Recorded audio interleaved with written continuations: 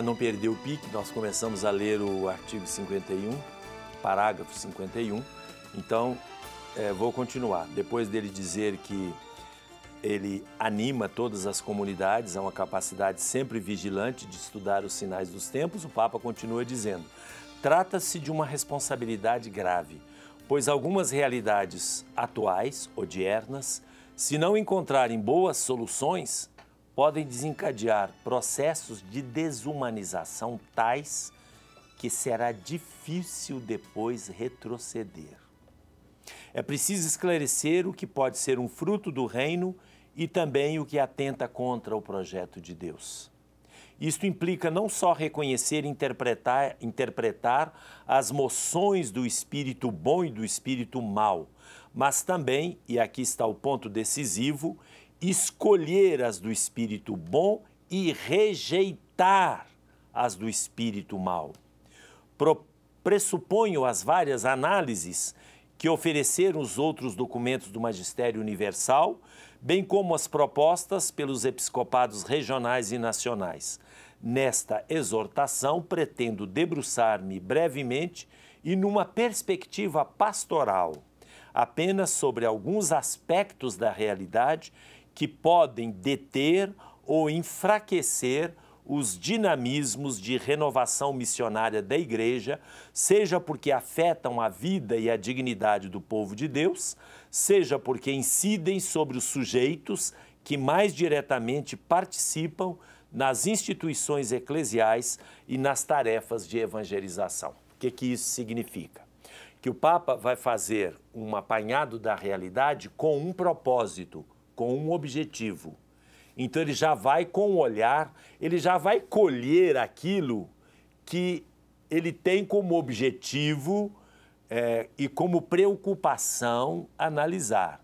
Ele não quer falar de tudo, ele quer falar de algumas coisas.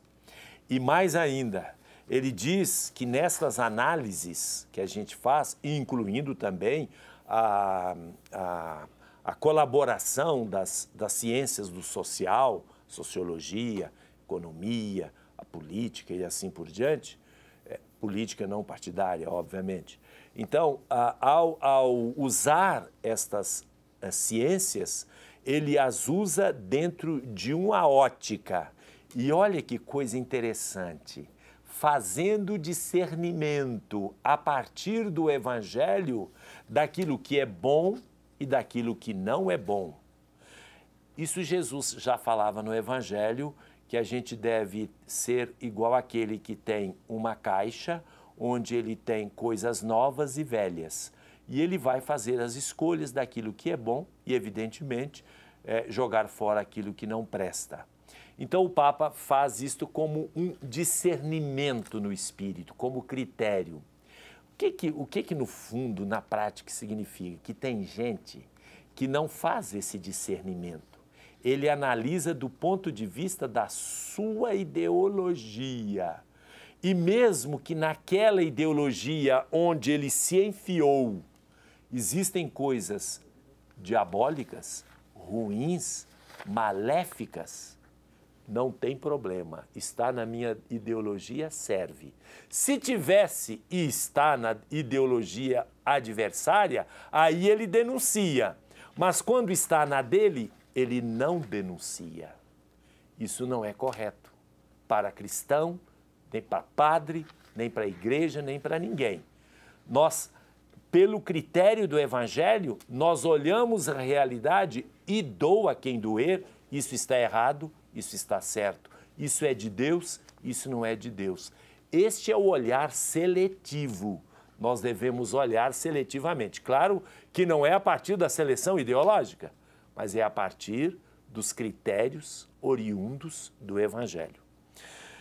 Agora eu queria chamar um VT, Leonardo da Costa Sena, que é um dentista da Pastoral da Crisma e do Encontro de Casais com Cristo da Paróquia São José e São Gabriel Passionista do bairro Milionários. Em janeiro, ele e mais um grupo de 40 pessoas saíram em missão, saíram de BH para fazer uma missão de evangelização no sertão da Bahia, em Condeúbas, cidade que eu agora estou ouvindo falar pela primeira vez, deve ser belíssima, né?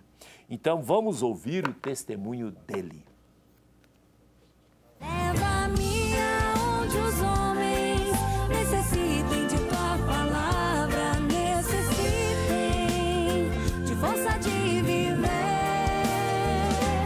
onde falte a esperança, onde tudo seja triste, simplesmente por não saber de ti. Te dou meu coração. A missão ela começou aqui, né, na nossa paróquia, pelo fato também de eu ser casado e ter filhos. Então minha missão ela começou aqui, né, a abrir mão desses 10 dias de estar junto da minha família e ir anunciar o Evangelho até a Bahia. Foi muito boa a experiência, né? Nós saímos daqui achando que estava levando alguma coisa, mas na verdade nós buscamos, né? Nós trouxemos dentro dos nossos corações muito mais do que nós levamos. Onde falte a esperança, onde tudo seja triste. A minha família ela recebe isso de braços abertos, né? A minha esposa ela também atua aqui na paróquia, ela faz parte do encontro de casais, também trabalha junto ao movimento jovem, então a aceitação é muito boa. O único problema que eu tive foi a saudade, né? A saudade da família, minha esposa é gestante e eu tenho um filho de 4 anos e isso foi um dos maiores barreiras assim para eu poder estar indo, né? Mas na certeza de que quando nós vamos anunciar essa palavra, Deus toma conta de todos os nossos queridos que ficam para trás. Que sejas, me chamas a servir. O que eu trouxe da Bahia foi um amor muito grande, sabe? Um amor incondicional. A certeza de que esse Deus ele nos ama incondicionalmente e que Ele faz com que nós possamos romper qualquer barreira. Então, é essa certeza, né, de que Deus é presente na nossa vida, de que o Espírito Santo ele está presente dentro dos nossos corações. Muito bom, muito serena o testemunho dele, bonito. Eu gostaria agora de ouvir uma participação para não acumular muito para o final. Certo, bom dia a todos que estão nos assistindo. A primeira participação é do Marco Silva, da cidade de Santa Luzia. A crítica social é cabível nas homilias das missas? Uma pergunta muito boa. Claro que sim, desde que a palavra de Deus sugira, não? Você não pode deixar a palavra de Deus e falar de outro tema, falar de outro assunto, isso não. Mas a palavra de Deus sugere, então, para a situação do momento, uma crítica social, uma crítica mesmo candente, política, como os profetas fizeram, nós chamamos isso de denúncia profética.